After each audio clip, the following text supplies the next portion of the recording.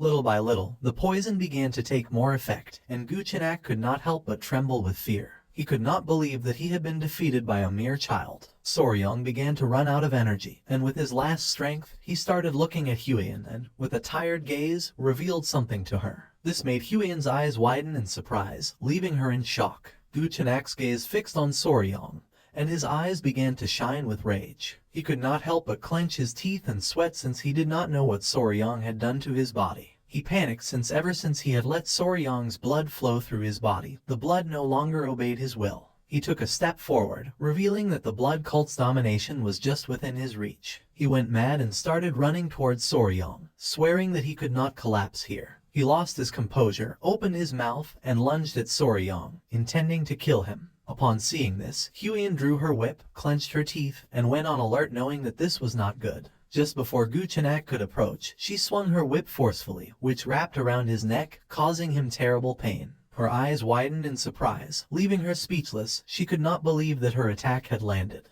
Guchenak grabbed the whip with both hands and began to exert force to free himself. A ghostly monster of a dark martial artist like him had not been able to dodge her attack. Guchenak's eyes began to shine, and drool started to emerge from his mouth. He was furious without knowing what Soryong had done to his blood art.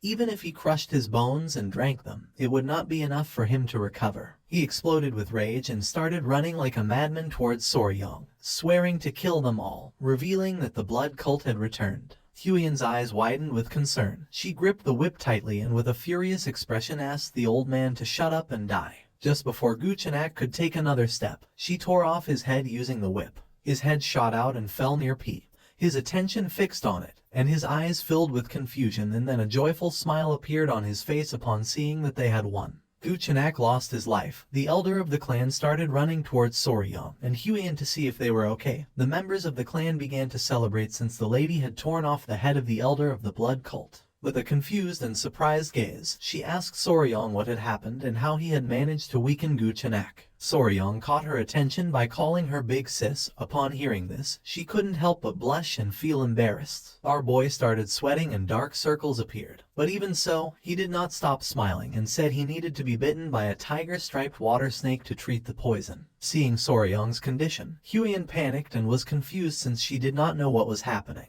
Soryong's face turned pale. Huion remembered that the tiger-striped water snakes had no venom. She ordered the clan members to bring an antidote. A few hours later, drooling, Soryong woke up in bed, and his eyes widened in surprise as he did not know where he was. Upon seeing that he had awakened, the attention of the great patriarch was fixed on him. He advised him not to move yet. Huion was also present in the room.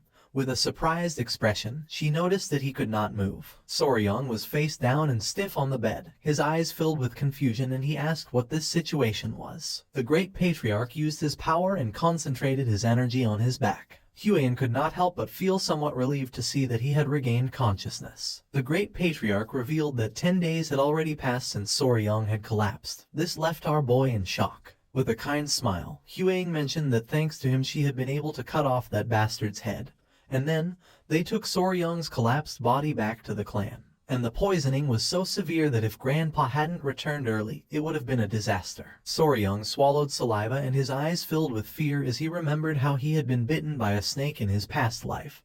He almost died twice from snake bites. A while later, the great patriarch finished the treatment, and now that Soryong had regained consciousness, he was going to be fine. He sat up with Huion's help and with a grateful gaze thanked him from the bottom of his heart. The great patriarch began to stare at Soryong and decided that it was time to talk about an important matter. He grabbed Soryong by the shoulders and with a curious gaze asked if the tiger-striped water snake really had venom and how he defeated the elder of the blood cult. Huion panicked and asked her grandfather to calm down. Little by little, our boy began to feel dizzy and decided to explain. With his hand on his head, he showed 2 fingers and with a calm gaze explained that the tiger-striped water snake was venomous and it had 2 types of venoms. One was inside of its mouth and the other came from the venom glands in the back part of its neck. Huion and the great patriarch sat next to Soryong's bed and became curious since this was something they did not know. Calmly, Soryong mentioned that it was because these snakes were shy and usually fled when they saw humans.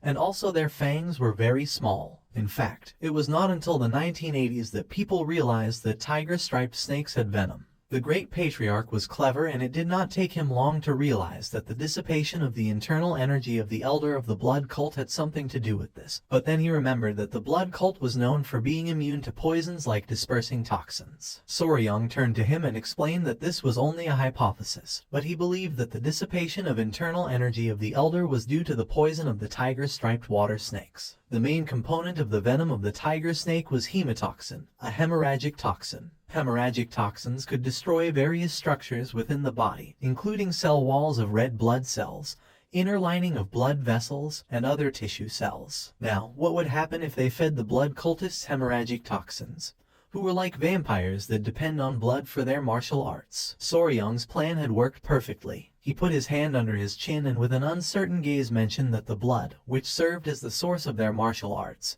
had probably been altered, leading to this result. It is not widely known that tiger-striped water snakes were venomous, but their venom was 5 times stronger than that of a viper, and if their venom was amplified with yin-kin, it became a deadly weapon. The eyes of the great patriarch widened in surprise, making him sweat. He was in shock to see that such a powerful venomous creature existed near Sichuan. Huiyin began to look at our boy with admiration and, with a smile, praised him for having achieved such a feat. The grandfather closed his eyes and coughed, catching the couple's attention. He crossed his arms and, with a smile, mentioned that Huiyin had told him that the elder of the blood cult called Soryang Nemesis of Heaven, his natural enemy. Our boy felt embarrassed because said that it sounded exaggerated, like a high school delusion. He covered his mouth with the blanket, looked away, and couldn't help but blush. Seeing this, Huiyin and her grandfather placed their hands on his shoulders, since he had been able to perfectly seal the elder's martial arts, then being called natural enemy fit. The great patriarch began to smile and thanked him for having protected his family. He clenched his fist and could not help but get angry without knowing how they had dared to attack his family while he was absent.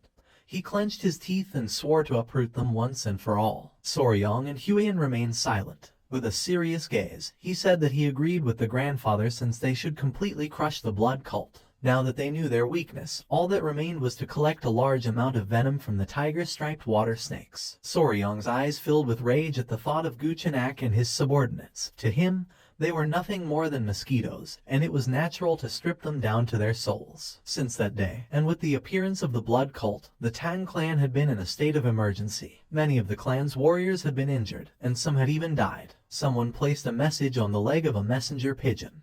Miram's allied Orthodox factions were gathering at the Tang clan to provide their assistance. It was the great patriarch. He released the messenger pigeon and mentioned that considering they had faced someone at the pinnacle of martial arts, casualties had been minimal. But thinking about the blood that was going to flow again in Miram entirely because of the blood cult filled him with deep concern. They were not only content with kidnapping people at random to drain their blood, but 30 years ago they also committed a massacre, thus becoming the sworn enemy of the Miram as a sect. This was a very serious matter. While Soryang was distracted, the great patriarch placed his hand on his shoulder and said that this time things were going to be a little different. Soryang snapped out of his trance and became curious. With a confident look, the great patriarch revealed that the reason was that this time the Sichuan Tang clan was the natural enemy of the blood cult. Soryang couldn't help but get angry and sweat, not knowing if his grandfather was saying this on purpose. The grandfather turned towards him and showed a smile, confirming his suspicions. He put his arms behind his back and explained that he had a request, asking if he was going to be able to do it. He became curious and replied yes, and if it was something related to the clan, then he was going to give his best. The great patriarch's eyes filled with seriousness when he revealed that soon people from the Miram alliance were going to arrive, and the military forces of the alliance would be among those who arrived. He had planned to show them the poison that Soryang had discovered since they had finally uncovered the weakness of the blood cult. Soryang's eyes widened in surprise.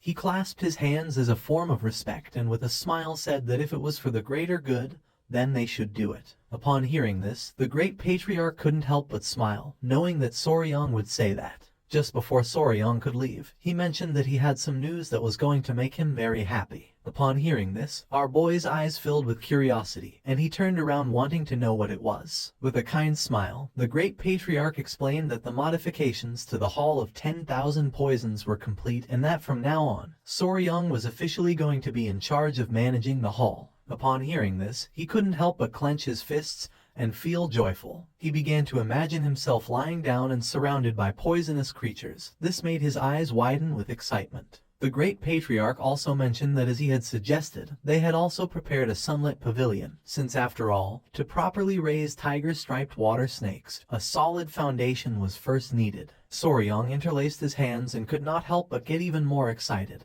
He had to think of it as if it were for the good of Muram and do his best effort. The messenger pigeon flew away. A few hours later, he arrived at the Hall of 10,000 Poisons, and his jaw dropped. It was beautiful, and there were 2 guards at the entrance. Soryong and Huiyan began walking toward the door. There was also a room called Toxic Creature Garden.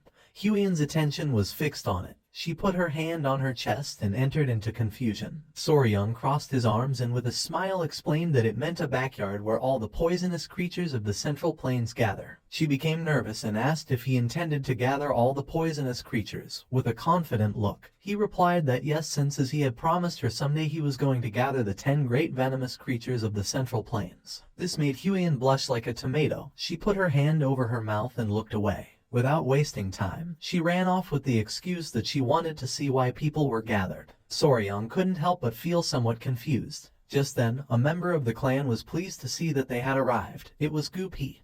He put his hands on his waist, and with a smile revealed that he was now commander of the Poison Division. Soryong's eyes filled with confusion, while on the other side, Huiyan remained still. With a kind smile, Gupi explained that it was a newly established unit under the Patriarch's orders. Behind him were several clan members. Gupi turned to them and revealed that from now on, these people were going to serve Soryong as his hands and feet.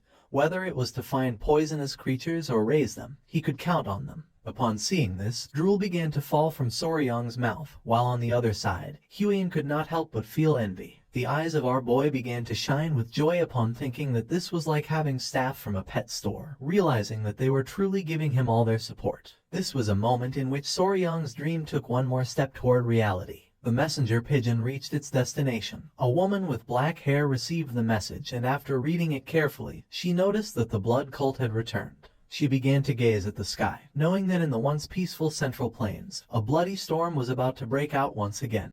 So, friends, this chapter comes to an end. What will happen next? We'll uncover it in the next chapter. Don't forget to rate this chapter out of 10 in the comments. We'll see you in the next video. Until then, take care and goodbye. Don't forget to like the video and subscribe to the channel.